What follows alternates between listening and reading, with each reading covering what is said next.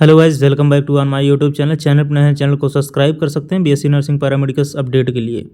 ये last video होगी, इसके बाद एक वीडियो और कंफर्म बनेगी जो आपका क्राइटेरिया चल रहा है सिलेबस के ऊपर। हालांकि इस वीडियो से आपको 100% क्लियर होना जाना चाहिए और अब कमेंट नहीं आना चाहिए किसी भी सिंगल स्टूडेंट का।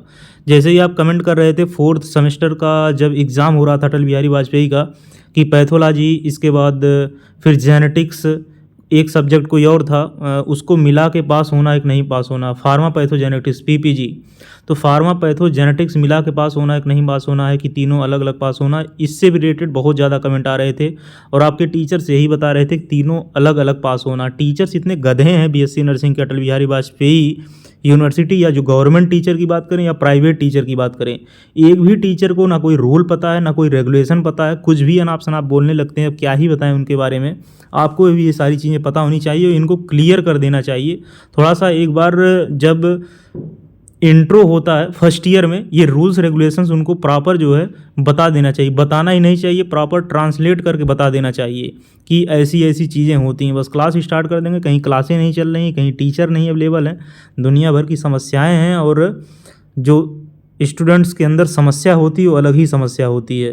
तो ये लास्ट वीडियो होगी, इसके बाद एक वीडियो और बन जाएगी जो कल बात करेंगे। जो है उसने बोला है, नंबर लिया एसएनआई में, तो एसएनआई में नंबर लिया, तो कल वो मैडम बोल रही थी फ़ोन करने के लिए, तो कल वो क्लियर कर देगी। हालांकि इस वीडियो से 100% क्लियर हो जाना चाहिए। आइए हम देखते हैं, और सिलेबस यहाँ से आप लोग डाउनलोड कर लीजिए, जैसे हम कर रहे हैं उस प्रकार आप सिलेबस भी डाउनलोड कर लीजिए टेलीग्राम चैनल से। टेलीग्राम चैनल का लिंक हमारे डिस्क्रिप्शन बॉक्स में है। ये टेलीग्राम चैनल है, यहाँ पे आप जाएंगे जो है ऊपर क्लिक करेंगे जो है अपडेट बाय प्रवीण पे, तो इसके बाद फिर यहाँ पे जाएंगे फाइल में जाने के बाद यहाँ पे थोड़ा सा आप ऊपर करेंगे तो यहाँ सर्च का ऑप्शन आ जाएगा। सर्च में आप सिर्फ सिलेबस टाइप कर दीजिएगा जो है SYLL, तो सिलेबस टाइप करेंगे तो यहाँ पे 2 PDF सिलेबस का आ जाएगा। एक INC बीएससी नर्सिंग सिलेबस जो कि 1.9 MB का है, ये पुराना है। ये जो 10.5 MB का है, जो 10.5 MB का है, ये जो है नया सिलेबस है जो कि INC ने जारी किया हुआ है। 2021 से यही सिलेबस फॉलो हो रहा है।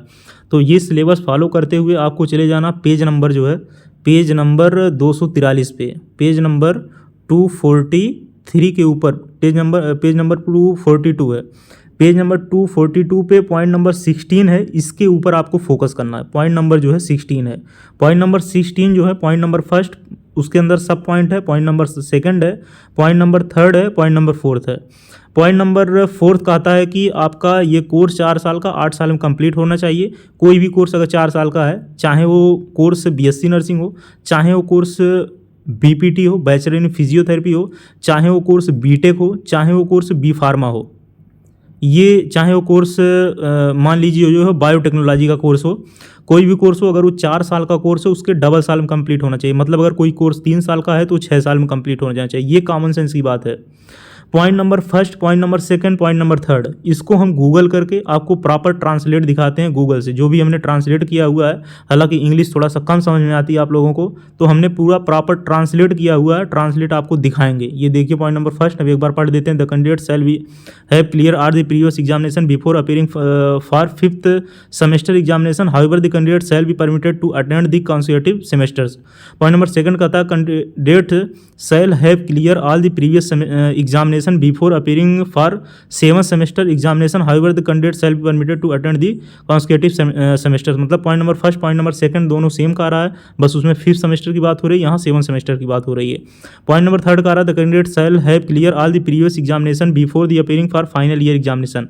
मतलब जब तक आपका 8वां सेमेस्टर है, मतलब फाइनल ईयर एग्जामिनेशन मतलब 8th सेमेस्टर में भी 2 होंगे जो है प्रैक्टिकल एग्जामिनेशन होंगे, उसको इंटर्नशिप के तौर पर ना लें।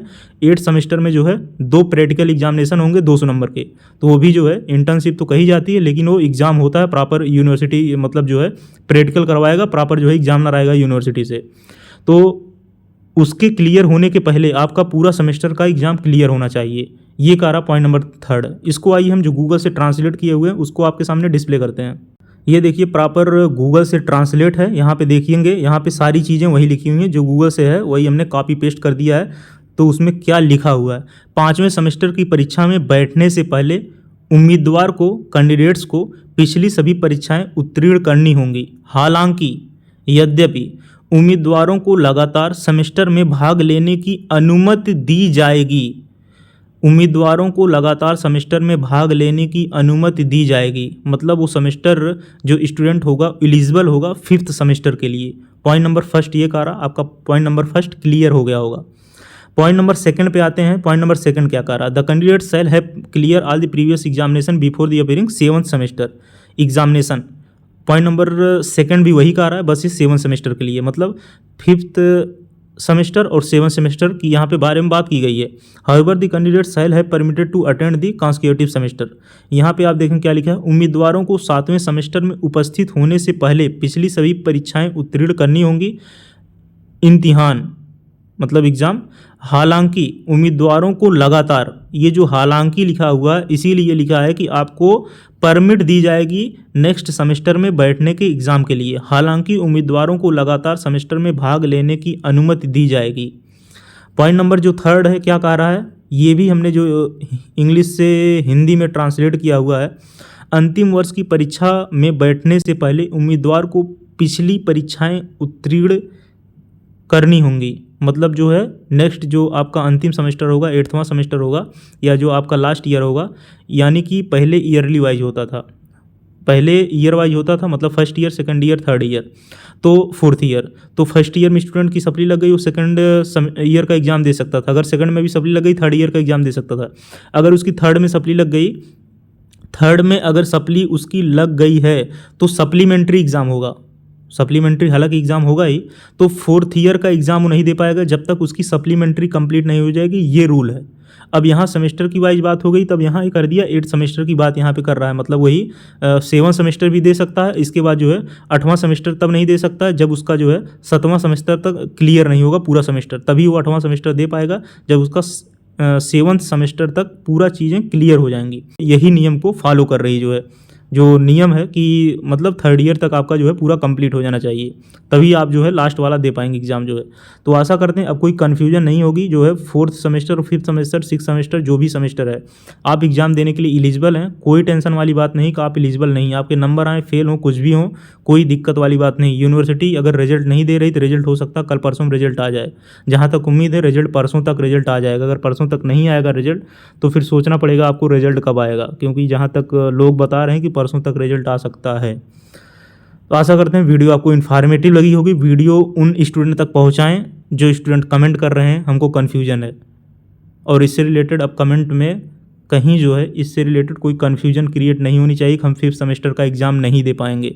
मिलते हैं नेक्स्ट वीडियो में नए अपडेट के साथ। जय हिंद।